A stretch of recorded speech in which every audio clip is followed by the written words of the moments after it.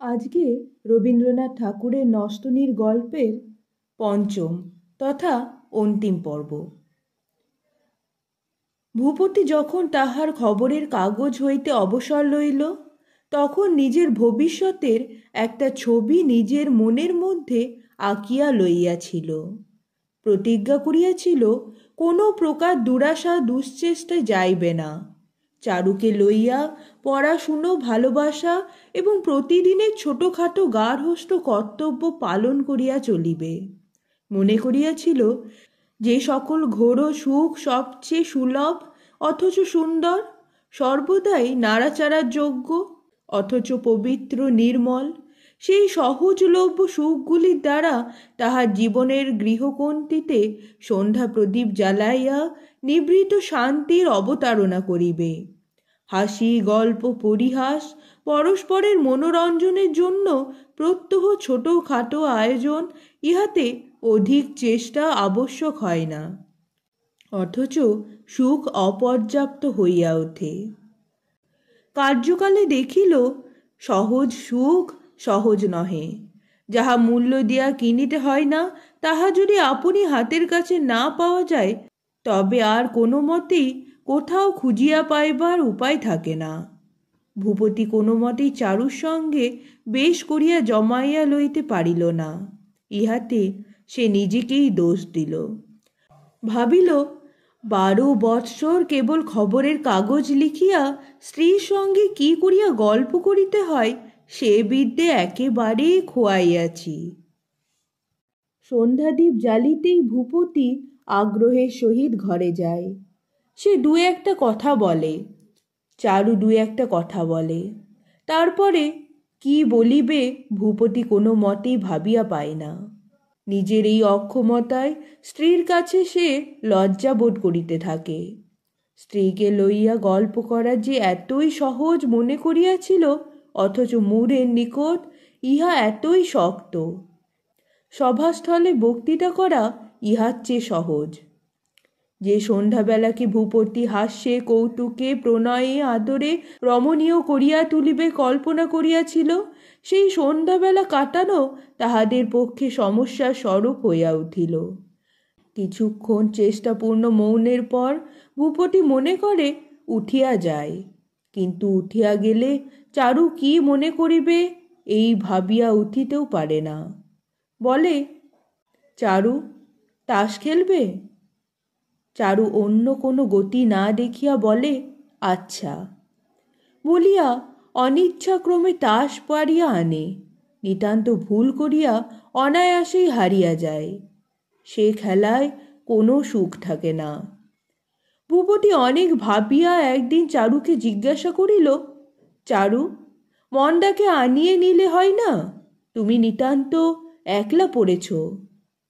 চারু মন্দার নাম শুনিয়াই জ্বলিয়া উঠিল। বলিল, না, মন্দাকে আমার দরকার নেই। ভূপতি হাসিল, মনে মনে খুশি হইল। সাধবীরা যেখানে সতী ধর্মের কিছুমাত্র ব্যতিক্রম দেখে, সেখানে ধৈর্য রাখিতে পারে না। বিদ্বেষের প্রথম ধাক্কা সামলাইয়া চারু ভাবিল, মন্দা থাকিলে সে হয়তো ভূপতিকে অনেকটা আমোদে রাখিতে পারিবে। ভূপতি তাহার নিকট হইতে যে মনে সুখ চায়, সে তাহা কোনো মতে দিতে পারিতেছে না। ইহা চারু অনুভব করিয়া পীড়া বোধ করিতেছিল। ভূপতি জগৎ সংসারের আর সমস্ত ছাড়িয়া একমাত্র চারুর নিকট হইতেই তাহার জীবনের সমস্ত আনন্দ আকর্ষণ করিয়া লইতে চেষ্টা করিতেছে। এই একাগ্র চেষ্টা দেখিয়া ও নিজের অন্তরের দৈন্য উপলব্ধি করিয়া চারু ভীত হইয়া পড়িয়াছিল। এমন করিয়া কতদিন কিরূপে চলিবে? ভূপতি আর কিছু অবলম্বন করে না কেন? আর একটা খবরের কাগজ চালাই না কেন? ভূপতির চিত্তরঞ্জন করিবার অভ্যাস এ পর্যন্ত চারুকে কখনো করিতে হয় নাই। ভূপতি তাহার কাছে কোনো সেবা দাবি করে না, কোনো সুখ প্রার্থনা করে নাই। চারুকে সে সর্বতোভাবে নিজের প্রয়োজনীয় করিয়া তোলে নাই। আজ হঠাৎ তাহার জীবনের সমস্ত প্রয়োজন চারুর নিকট চাহিয়া বসাতে সে কোথাও কিছু যেন খুঁজিয়া পাইতেছে না। ভূপতির কি চাই, কি হইলে সে তৃপ্ত হয়, তাহা চারু ঠিকমতো জানে না, এবং জানিলেও তাহা চারুর পক্ষে সহজে আয়ত্তগম্য নহে।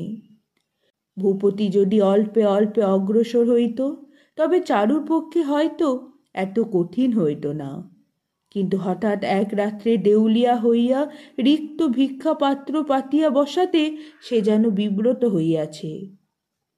চারু কহিল, আচ্ছা, মনটাকে আনিয়ে নাও, সে থাকলে তোমার দেখাশোনার অনেক সুবিধে হতে পারে। ভূপতি হাসিয়া কহিল, আমার দেখাশুনো কিচ্ছু দরকার নেই। ভূপতি ক্ষুণ্ণ হইয়া ভাবিল, আমি বড় নীরস লোক, চারুকে কিছুতেই আমি সুখী করিতে পারিতেছি না।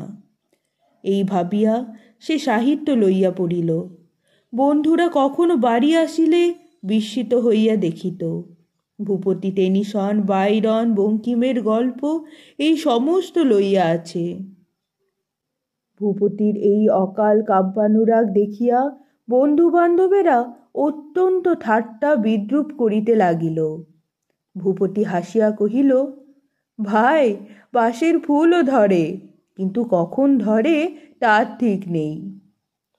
একদিন সন্ধ্যাবেলায় শোবার ঘরে বড় বাতি জ্বালাইয়া ভূপতি প্রথমে লজ্জায় একটু ইতস্তত করিল, পরে কহিল, একটা কিছু পড়ে শোনাবো? চারু কহিল, শোনাও না। ভূপতি, কি শোনাবো? চারু, তোমার যা ইচ্ছে। ভূপতি চারুর অধিক আগ্রহ না দেখিয়া একটু দমিল, তবু সাহস করিয়া কহিল, টেনিসন থেকে একটা কিছু তর্জমা করে তোমাকে শোনাই। চারু কহিল, শোনাও। সমস্তই মাটি হইল। সংকোচ ও নিরুৎসাহে ভূপতির পড়া বাঁধিয়া যাইতে লাগিল। ঠিকমতো বাংলা প্রতিশব্দ যোগাইল না। চারু শূন্য দৃষ্টি দেখিয়া বোঝা গেল সে মন দিতেছে না। সেই দীপালোকিত ছোট ঘরটি, সেই সন্ধ্যাবেলার নিভৃত অবকাশটুকু তেমন করিয়া ভরিয়া উঠিল না। ভূপতি আরও দুই একবার এই ভ্রম করিয়া অবশেষে স্ত্রীর সহিত সাহিত্য চর্চার চেষ্টা ত্যাগ করিল। যেমন গুরুতর আঘাতে স্নায়ু অবশ হইয়া যায় এবং প্রথমটা বেদনা টের পাওয়া যায় না, সেইরূপ বিচ্ছেদের আরম্ভকালে অমলের অভাব চারু ভালো করিয়া যেন উপলব্ধি করিতে পারে নাই। অবশেষে যতই দিন যাইতে লাগিল, ততই অমলের অভাবে সাংসারিক শূন্যতার পরিমাপ ক্রমাগতই যেন বাড়িতে লাগিল। এই ভীষণ আবিষ্কারে চারু হতবুদ্ধি হইয়া গেছে। নিকুঞ্জ বন হইতে বাহির হইয়া সে হঠাৎ এ কোন মরুভূমির মধ্যে আসিয়া পড়িয়াছে। দিনের পর দিন যাইতেছে, মরুপ্রান্তর ক্রমাগতই বাড়িয়া চলিয়াছে। এ মরুভূমির কথা সে কিছুই জানিত না। ঘুম থেকে উঠিয়াই বুকের মধ্যে ঢক করিয়া ওঠে। মনে পড়ে অমল নাই। সকালে যখন সে বারান্দায় পান সাজিতে বসে, ক্ষণে ক্ষণে কেবলই মনে হয় অমল পশ্চাৎ হইতে আসিবে না। এক এক সময় অন্যমনস্ক হইয়া বেশি পান সাজিয়া ফেলে। সহসা মনে পড়ে বেশি পান খাইবার লোক নাই। যখনই ভাড়ার ঘরে পদার্পণ করে, মনে উদয় হয় অমলের জন্য জল খাবার দিতে হবে না। মনের অধৈর্য অন্তঃপুরে সীমান্তে আসিয়া তাহাকে স্মরণ করাইয়া দেয় অমল কলেজ হইতে আসিবে না। কোনো একটা নূতন বই, নূতন লেখা, নূতন খবর, নূতন কৌতূহল প্রত্যাশা করিবার নাই। কাহারও জন্য কোনো সেলাই করিবার, কোনো লেখা লিখিবার, কোনো শৌখিন জিনিস কিনিয়া রাখিবার নাই। নিজের অসহ্য কষ্টে ও চাঞ্চল্যে চারু নিজে বিস্মৃত। মনোবেদনার অবিশ্রাম পীড়নে তাহার ভয় হইল। নিজে কেবলই প্রশ্ন করিতে লাগিল, কেন এত কষ্ট কেন হইতেছে? অমল আমার এতই কি যে তাহার জন্য এত দুঃখ ভোগ করিব? আমার কি হইল? এতদিন পরে আমার এ কি হইল? দাসী চাকর রাস্তার মুটে মজুরগুলো নিশ্চিন্ত হইয়া ফিরিতেছে, আমার এমন হইল কেন? ভগবান হরি, আমাকে এমন বিপদে কেন ফেলিলে? কেবলই প্রশ্ন করে এবং আশ্চর্য হয়, কিন্তু দুঃখের কোনো উপশম হয় না। অমলের স্মৃতিতে তাহার অন্তর বাহির এমনই পরিব্যাপ্ত যে কোথাও সে পালাইবার স্থান পায় না। ভূপতি কোথায় অমলের স্মৃতির আক্রমণ হইতে তাহাকে রক্ষা করিবে? তাহা না করিয়া সেই বিচ্ছেদ ব্যথিত স্নেহশীল মূঢ় কেবলই অমলের কথাই মনে করাইয়া দেয়। অবশেষে চারু একেবারে হাল ছাড়িয়া দিল, নিজের সঙ্গে যুদ্ধ করায় ক্ষান্ত হইল। হার মানিয়া নিজের অবস্থাকে অবিরোধে গ্রহণ করিল। অমলের স্মৃতিকে যত্নপূর্বক হৃদয়ের মধ্যে প্রতিষ্ঠিত করিয়া লইল। ক্রমে এমনই হইয়া উঠিল, একাগ্র চিত্তে অমলের ধ্যান তাহার গোপন গর্বের বিষয় হইল। সেই স্মৃতি যেন তাহার জীবনের শ্রেষ্ঠ গৌরব। গৃহকার্যের অবকাশে একটা সময় সে নির্দিষ্ট করিয়া লইল। সেই সময় নির্জনে গৃহর দ্বার রুদ্ধ করিয়া তন্ন তন্ন করিয়া অমলের সহিত তাহার নিজ জীবনের প্রত্যেক ঘটনা চিন্তা করিত।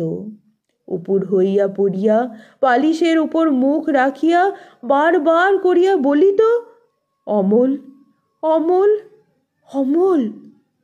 সমুদ্র পার হইয়া যেন শব্দ আসিত, বৌঠান, কি বৌঠান? চারু সিক্ত চক্ষু মুদ্রিত করিয়া বলিত, অমল, তুমি রাগ করিয়া চলিয়া গেলে কেন? আমি তো কোনো দোষ করি নাই। তুমি যদি ভালো মুখে বিদায় লইয়া যাইতে, তাহা হইলে বোধহয় আমি এত দুঃখ পাইতাম না। অমল সম্মুখে থাকিলে যেমন কথা হইত, চারু ঠিক তেমনি করিয়া কথাগুলি উচ্চারণ করিয়া বলিত, অমল, তোমাকে আমি একদিনও ভুলি নাই, একদিনও না, এক দণ্ডও না। আমার জীবনের শ্রেষ্ঠ পদার্থ সমস্ত তুমি ফুটাইয়াছ। আমার জীবনের সারভাগ দিয়া প্রতিদিন তোমার পূজা করিব। এইরূপে চারু তাহার সমস্ত ঘরকন্যা, তাহার সমস্ত কর্তব্যের অন্তঃস্থলের তলদেশে সুড়ঙ্গ খনন করিয়া সেই নিরালোক নিস্তব্ধ অন্ধকারের মধ্যে অশ্রুমালা সজ্জিত একটি গোপন শোকের মন্দির নির্মাণ করিয়া রাখিল। সেখানে তাহার স্বামী বা পৃথিবীর আর কাহারও কোনো অধিকার রহিল না। সেই স্থানটুকু যেমন গোপনতম, তেমনি গভীরতম, তেমনি প্রিয়তম। তাহারই দ্বারে সে সংসারের সমস্ত ছদ্মবেশ পরিত্যাগ করিয়া নিজের অনাবৃত আত্মস্বরূপে প্রবেশ করে এবং সেখান হইতে বাহির হইয়া মুখোশখানা আবার মুখে দিয়া পৃথিবীর হাস্য লাভ ও ক্রিয়াকর্মের রঙ্গভূমির মধ্যে আসিয়া উপস্থিত হয়। এইরূপে মনের সহিত দ্বন্দ্ববিবাদ ত্যাগ করিয়া চারু তাহার বৃহৎ বিষাদের মধ্যে এক প্রকার শান্তি লাভ করিল এবং একনিষ্ঠ হইয়া স্বামীকে ভক্তি ও যত্ন করিতে লাগিল। ভূপতি যখন নিদ্রিত থাকিত, চারু তখন ধীরে ধীরে তাহার পায়ের কাছে মাথা রাখিয়া পায়ের ধুলা সীমন্তে তুলিয়া লইত। সেবা শুশ্রূষা গৃহকর্মে স্বামীর লেশ মাত্র ইচ্ছা সে অসম্পূর্ণ রাখিত না। আশ্রিত প্রতিপালিত ব্যক্তিদের প্রতি কোনো প্রকার অযত্নে ভূপতি দুঃখিত হইত জানিয়া চারু তাহাদের প্রতি আতিথ্যে তিলমাত্র ত্রুটি ঘটিতে দিত না। এইরূপে সমস্ত কাজকর্ম সারিয়া ভূপতির উচ্ছিষ্ট প্রসাদ খাইয়া চারুর দিন শেষ হইয়া যাইত। এই সেবা যত্নে ভগ্নীশ্রী ভূপতি যেন নবযৌবন ফিরিয়া পাইল। স্ত্রীর সহিত পূর্বে যেন তাহার নববিবাহ হয় নাই, এতদিন পরে যেন হইল। সাজসজ্জায় হাস্যে পরিহাসে বিকশিত হইয়া সংসারের সমস্ত দুর্ভাবনাকে ভূপতি মনের এক পাশে ঠেলিয়া রাখিয়া দিল। রোগ আরামের পর যেন ক্ষুধা বাড়িয়া ওঠে। শরীরে ভোগ শক্তির বিকাশকে সচেতনভাবে অনুভব করা যায়। ভূপতির মনে এত কাল পরে সেই রূপ একটা অপূর্ব এবং প্রবল ভাবাবেশের সঞ্চার হইল। বন্ধুদিগকে এমনকি চারুকে লুকাইয়া ভূপতি কেবল কবিতা পড়িতে লাগিল। মনে মনে কহিল, কাগজখানা গিয়া এবং অনেক দুঃখ পাইয়া এত দিন পরে আমি আমার স্ত্রীকে আবিষ্কার করিতে পারিয়াছি। ভূপতি চারুকে বলিল, চারু, তুমি আজকাল লেখা একেবারেই ছেড়ে দিয়েছ কেন? চারু বলিল, ভারী তো আমার লেখা। ভূপতি, সত্যি কথা বলছি, তোমার মতো অমন বাংলা এখনকার লেখকদের মধ্যে আমি তো আর কারও দেখিনি। বিশ্ববন্ধুতে যা লিখেছিল আমারও ঠিক তাই মত। চারু, আহ, থামো। ভূপতি, এই দেখো না, বলিয়া এক খণ্ড সররুহ বাহির করিয়া চারু ও অমলের ভাষা তুলনা করিতে আরম্ভ করিল। চারু আরক্ত মুখে ভূপতির হাত হইতে কাগজ কাড়িয়া লইয়া অঞ্চলের মধ্যে আচ্ছাদন করিয়া রাখিল। ভূপতি মনে মনে ভাবিল, লেখার সঙ্গী একজন না থাকিলে লেখা বাহির হয় না। রোশো, আমাকে লেখাটা অভ্যাস করিতে হইবে, তাহা হইলে ক্রমে চারুরও লেখার উৎসাহ সঞ্চার করিতে পারিব। ভূপতি অত্যন্ত গোপনে খাতা লইয়া লেখা অভ্যাস করিতে আরম্ভ করিল। অভিধান দেখিয়া পুনঃ পুনঃ কাটিয়া বারবার কপি করিয়া ভূপতির বেকার অবস্থার দিনগুলো কাটিতে লাগিল। এত কষ্টে এত চেষ্টায় তাহাকে লিখিতে হইতেছে যে সেই দুঃখের রচনাগুলির প্রতি ক্রমে তাহার বিশ্বাস ও মমতা জন্মিল। অবশেষে একদিন তাহার লেখা আর একজনকে দিয়া নকল করাইয়া ভূপতি স্ত্রীকে লইয়া দিল। কহিল, আমার এক বন্ধু নতুন লিখতে আরম্ভ করেছে, আমি তো কিছু বুঝি নে, তুমি একবার পড়ে দেখো দেখি তোমার কেমন লাগে। খাতাখানা চারুর হাতে দিয়া সাধবে ভূপতি বাহিরে চলিয়া গেল। সরল ভূপতির এই ছলনাটুকু চারুর বুঝিতে বাকি রহিল না। পড়িল, লেখার ছাদ এবং বিষয় দেখিয়া একটুখানি হাসিল। হায়, চারু তাহার স্বামীকে ভক্তি করিবার জন্য এত আয়োজন করিতেছে, সে কেন এমন ছেলে মানুষই করিয়া পূজার অর্ঘ্য ছড়াইয়া ফেলিতেছে? চারুর কাছে বাহবা আদায় করিবার জন্য তাহার এত চেষ্টা কেন?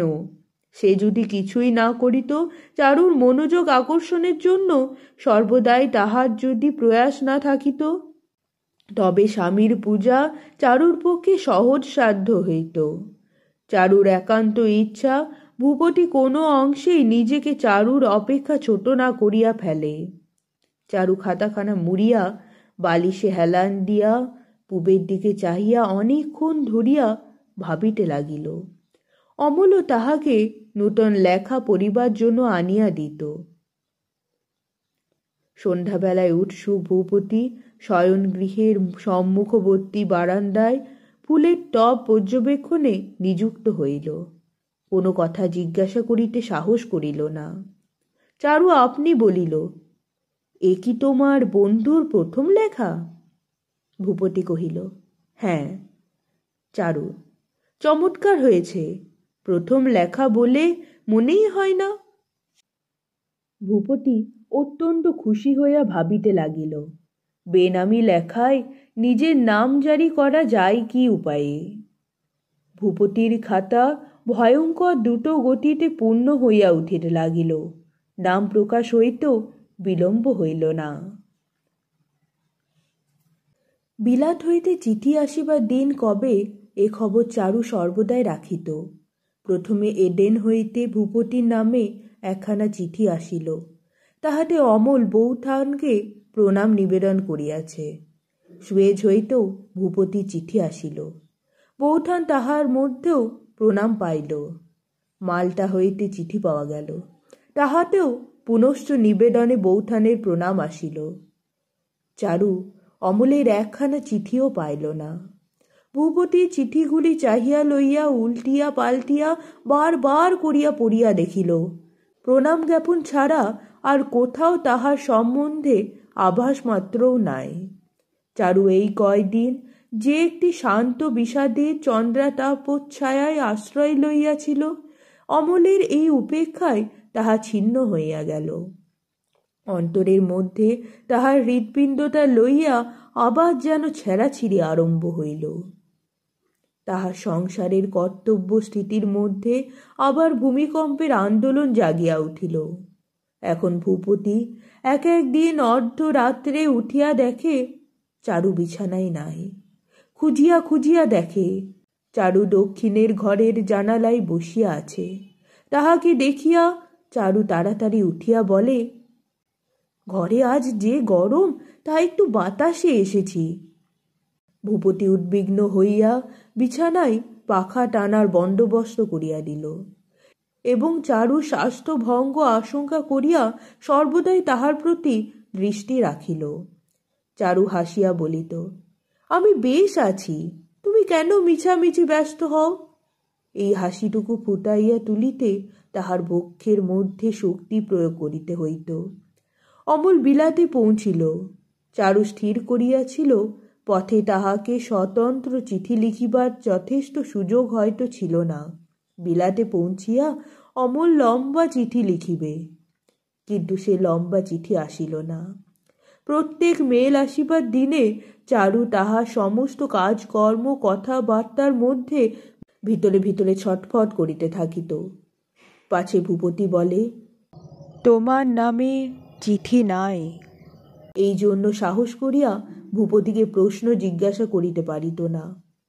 এমন অবস্থায় একদিন চিঠি আসিবার দিনে ভূপতি মন্দ গমনে আসিয়া মৃদু হাস্যে কহিল, একটা জিনিস আছে, দেখবে? চারু ব্যস্ত সমস্ত চমকিত হইয়া কহিল, কই দেখাও। ভূপতি পরিহাসপূর্বক দেখাইতে চাহিল না। চারু অধীর হইয়া উঠিয়া ভূপতির চাদরের মধ্য হইতে বাঞ্ছিত পদার্থ কাড়িয়া লইবার চেষ্টা করিল। সে মনে মনে ভাবিল, সকাল হইতেই আমার মন বলিতেছে আজ আমার চিঠি আসিবেই, এ কখনো ব্যর্থ হতে পারে না। ভূপতির পরিহাস স্পৃহা ক্রমেই বাড়িয়া উঠিল। সে চারুকে এড়াইয়া খাটের চারিদিকে ফিরিতে লাগিল। তখন চারু একান্ত বিরক্তির সহিত খাটের উপর বসিয়া চোখ ছলছল করিয়া তুলিল। চারুর একান্ত আগ্রহে ভূপতি অত্যন্ত খুশি হইয়া চাদরের ভিতর হইতে নিজের রচনার খাতাখানা বাহির করিয়া তাড়াতাড়ি চারুর কোলে দিয়া কহিল, রাগ করো না, এই নাও।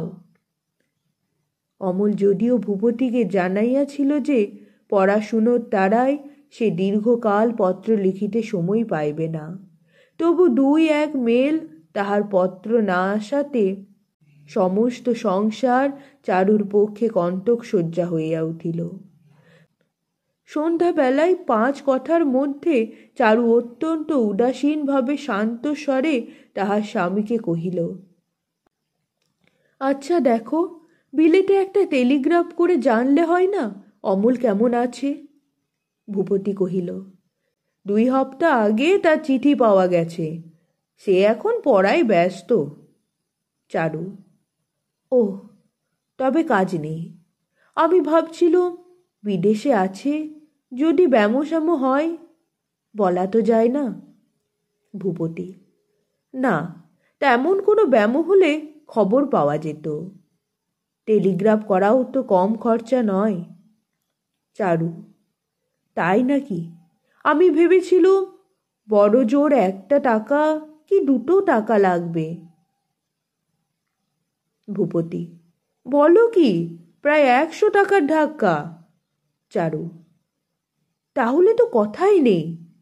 দিন 2 পরে চারু ভূপতিকে বলিল, আমার বোন এখন চুচড়ায় আছে, আজ একবার তার খবর নিয়ে আসতে পারো?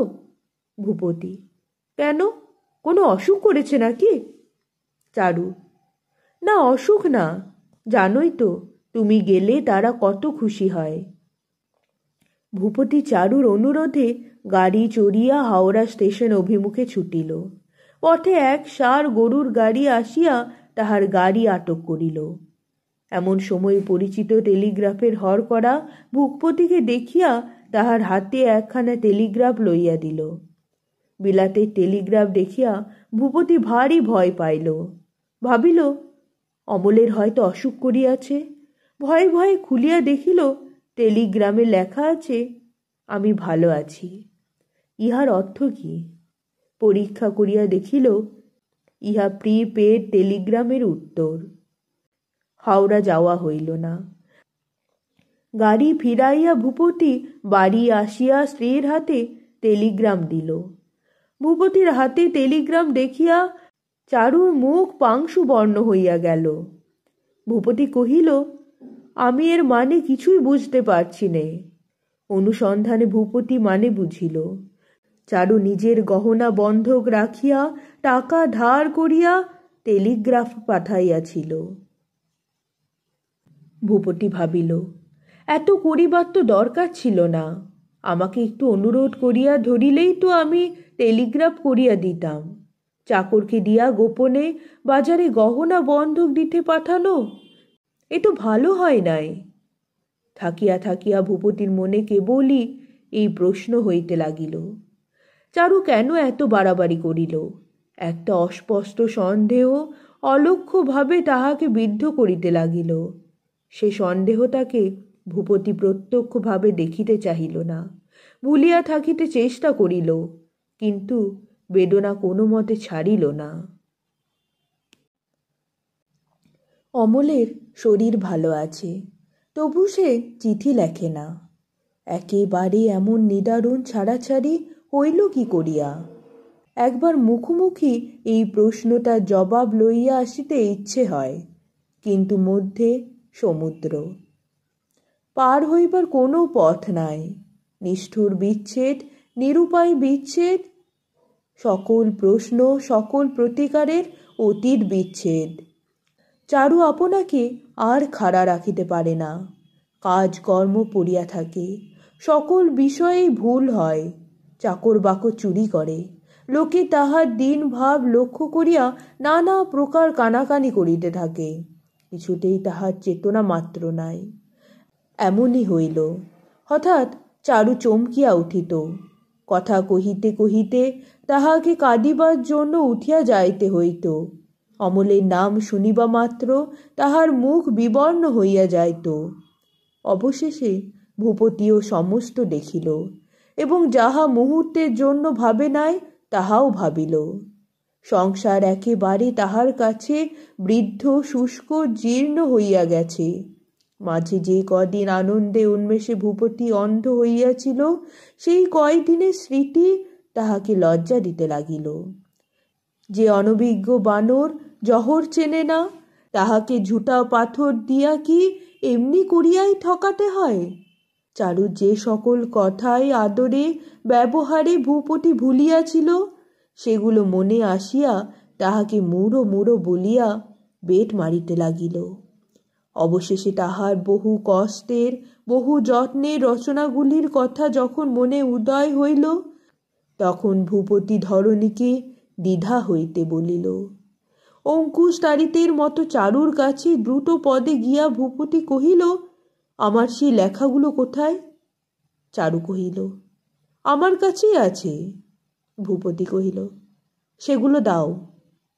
চারু তখন ভূপতির জন্য ডিমের কচুরি ভাজিতেছিল। কহিল, তোমার কি এখনই চাই? ভূপতি কহিল, হ্যাঁ, এখনই চাই। চারু কড়া নামাইয়া রাখিয়া আলমারি হইতে খাতা ও কাগজগুলি বাহির করিয়া আনিল।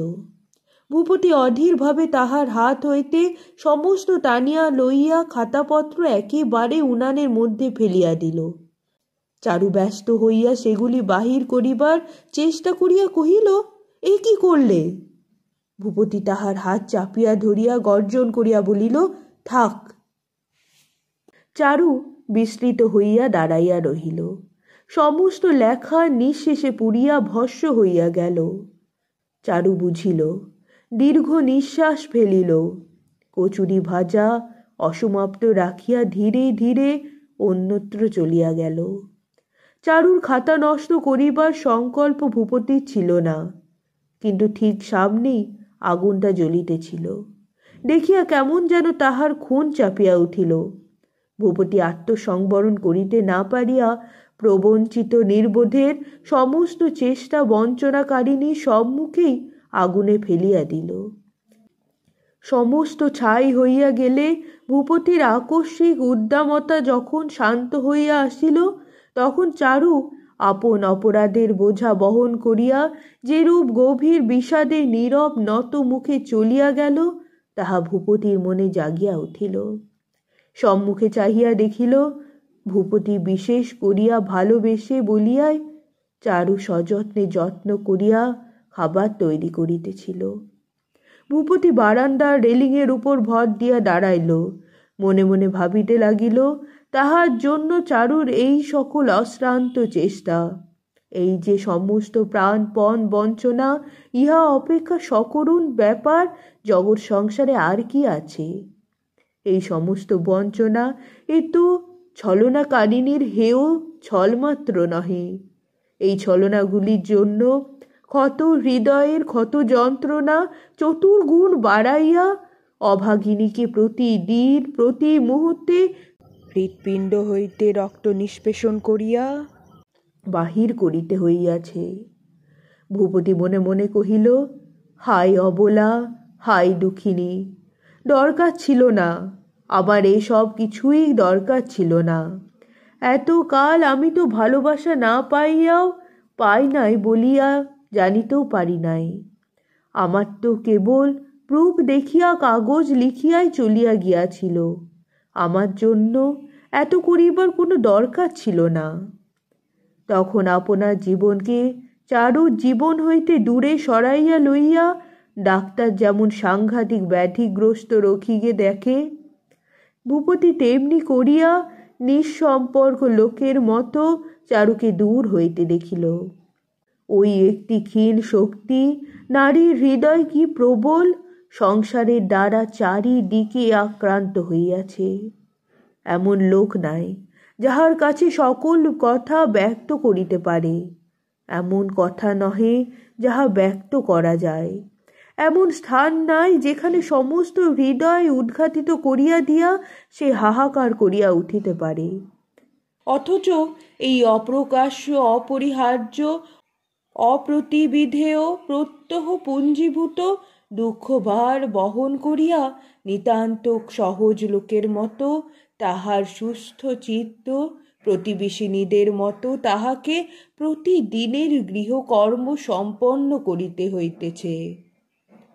ভূপতি তাহা শয়ন গৃহে গিয়া দেখিল, জানালার গড়াদে ধরিয়া অশ্রুহীন অনিমেষ দৃষ্টিতে চারু বাহিরের দিকে চাহিয়া আছে। ভূপতি আস্তে আস্তে তাহার কাছে আসিয়া দাঁড়াইল, কিছু বলিল না, তাহার মাথার উপরে হাত রাখিল। বন্ধুরা ভূপতিকে জিজ্ঞাসা করিল, ব্যাপারখানা কি, এত ব্যস্ত কেন?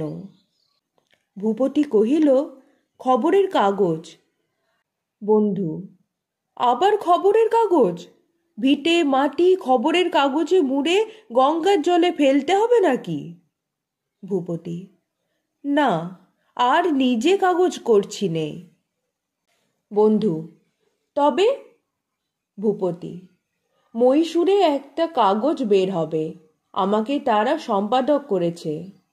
বন্ধু, বাড়ি ঘর ছেড়ে একেবারে মহীশূরে যাবে? চারুকে সঙ্গে নিয়ে যাচ্ছ? ভূপতি, না, মামারা এখানে এসে থাকবেন। বন্ধু, সম্পাদকি নেশা তোমার আর কিছুতেই ছুটল না। ভূপতি, মানুষের যা হোক একটা কিছু নেশা চাই। বিদ্যায়কালে চারু জিজ্ঞাসা করিল, কবে আসবে? ভূপতি কহিল, তোমার যদি একলা বোধ হয় আমাকে লিখো, আমি চলে আসব। বলিয়া বিদায় লইয়া ভূপতি যখন দ্বারের কাছে পর্যন্ত আসিয়া পৌঁছিল, তখন হঠাৎ চারু ছুটিয়া আসিয়া তাহার হাত চাপিয়া ধরিয়া কহিল, আমাকে সঙ্গে নিয়ে যাও, আমাকে এখানে ফেলে রেখে যেও না। ভূপতি থমকিয়া দাঁড়াইয়া চারুর মুখের দিকে চাহিয়া রহিল। মুষ্টি শিথিল করিয়া ভূপতির হাত হইতে চারুর হাত খুলিয়া আসিল। ভূপতি চারুর নিকট হইতে সরিয়া বারান্দায় আসিয়া দাঁড়াইল। ভূপতি বুঝিল অমূলের বিচ্ছেদ স্মৃতি যে বাড়িকে বেষ্টন করিয়া জ্বলিতেছে, চারু দাবানলগ্রস্ত হরিণীর মতো সেই বাড়ি পরিত্যাগ করিয়া পালাইতে চায়। কিন্তু আমার কথা সে একবার ভাবিয়া দেখিল না। আমি কোথায় পালাবো?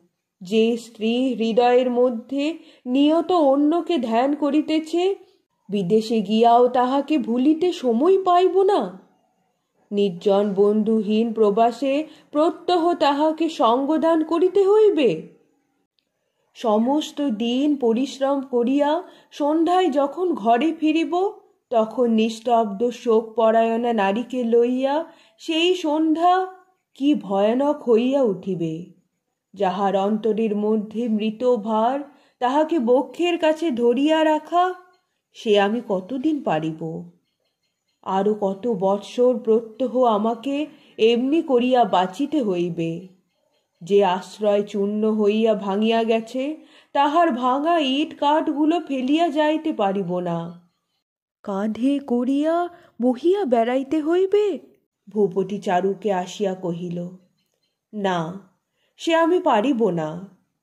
মুহূর্তের মধ্যে সমস্ত রক্ত নামিয়া গিয়া চারুর মুখ কাগজের মতো শুষ্ক সাদা হইয়া গেল। চারু মুঠো করিয়া খাট চাপিয়া ধরিল।